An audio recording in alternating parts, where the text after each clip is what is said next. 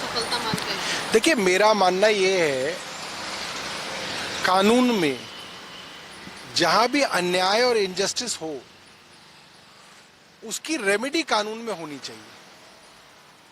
अब यहां पे क्या अन्याय और इनजस्टिस हो रही है कि विजेंद्र गुप्ता एक झूठी कंप्लेंट देते हैं, एलजी उस कंप्लेंट को सीबीआई को दे देते हैं।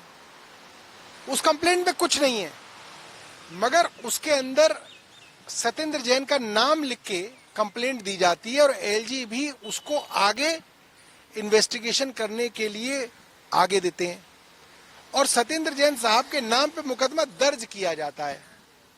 सारे में बदनामी की जाती है, उनके घर पे रेड मारी जाती है, हैरेसमेंट हुआ फैमिली का, बच्चों का। क्या इस अन्याय का कोई रेमेडी है कानून में? क्या विजेंद्र गुप्ता के ऊपर मुकदमा नहीं चलना चाहिए? क्या एलजी के ऊपर मुकदमा नहीं चलना चाहिए? क्या उन सीबीआई के अफसरों पर मुकदमा नहीं चलना चाहिए कि आपने बिना किसी आधार के कैसे मुकदमा दर्ज कर लिया? मैं ये मानता हूं, आप कह सकते हो कि साहब ऐसे तो फिर मुकदमा दर्ज नहीं होगा। होगा, बिना किसी नाम का दर्ज होगा। आप ये कहोगे कि मुझे लगता है यहां गड़बड़ी है, आप जांच कीजिए।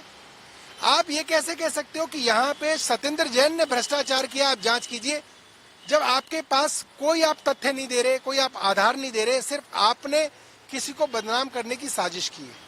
मुझे लगता है कि इन तीनों लोगों पे मुकदमा चलना चाहिए, चलाए जाना चाहिए, और अगर नहीं होता तो ये कानून का एक अपवाद है। सर, कल एक ही दिन में हमने देखा दिल्ली में अलग-अलग क्राइम की घटनाएं हुई हैं, एमपी से चेन स्नैचिंग तक की घटना हुई। देखिए, मैं आपको बता सकता हूं, आज से 10-11 साल पहले महिलाएं ग्रेटर कैलाश में, मेरी विधानसभा में, मेन रोड पर भी फुटपाथ पे वॉक करती थी। शाम को खाना खाने के बाद सुबह वॉक करती थी।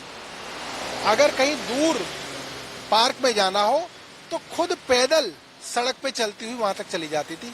हाथ में मोबाइल होता था, गले में चेन होती थी। आज महिलाएं बाहर पैदल नहीं निकलती, कार में जाती हैं, और अगर मजबूरी भी होती है तो सोने की चेन उतार के जाती हैं और वो जो मोबाइल है वो जेब में रखती हैं। इतना साइकोलॉजिकली एक प्रेशर है बुजुर्गों के ऊपर और महिलाओं के ऊपर कि कहीं पे भी आपकी चेन झपटी हो सकती है, मोबाइल झपट लिया जा सकता है। और ये इसलिए क्योंकि दिल्ली पुलिस के अंदर वर्षों से जो भर्तियां होनी है वो भर्तियां नहीं की जा रही हैं।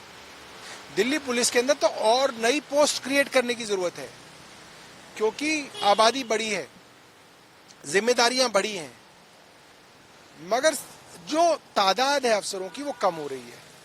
तो केंद्र सरकार को इसके लिए जो है सीरियसली सोचना पड़ेगा। पेरेंट्स जो हैं वो प्रोटेस्ट लगातार कर रहे हैं भर्ती में फीस के खिलाफ, और आज भी उनका एक प्रोटेस्ट है। आप लोगों ने कल जो विधेयक पेश किया गया उसको लेकर आप, देखिए, भारतीय जनता पार्टी ने मिडिल क्लास की कमर में जो छुरा घोंपा है इस तथाकथित कानून के नाम पे, ये मिडिल क्लास हमेशा याद रखेगी। इस तरीके का गंदा कानून कोई सोच भी नहीं सकता। इन्होंने वो कानून बना दिया सीधे तौर पे। बड़े बड़े धन्ना सेठ जो बड़े बड़े प्राइवेट स्कूल चलाते हैं उनके लिए इस कानून को बनाया गया है।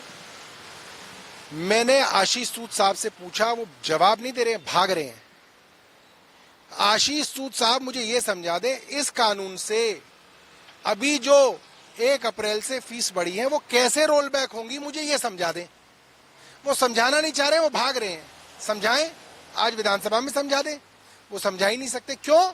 क्योंकि इस कानून में फीस को रोल बैक करने का कोई प्रावधान नहीं है। इस कानून में स्कूलों के अकाउंट्स की ऑडिट करने का कोई प्रावधान नहीं है। इस कानून में शिकायत भी अगर करनी है आपको बढ़ी हुई फीस की, तो आपको 15% पेरेंट्स चाहिए। मतलब 3000 बच्चों के स्कूल में 450 पेरेंट कौन ढूंढेगा? किस किस के घर कौन जाएगा? 450 घरों में आप जाके घंटी बजाएंगे और उनसे पूछेंगे कि आप साइन कर दो? ये कैसे संभव है? ये सीधा सीधा आप मान सकते हैं कि मिडिल क्लास के साथ सबसे बड़ा धोखा है।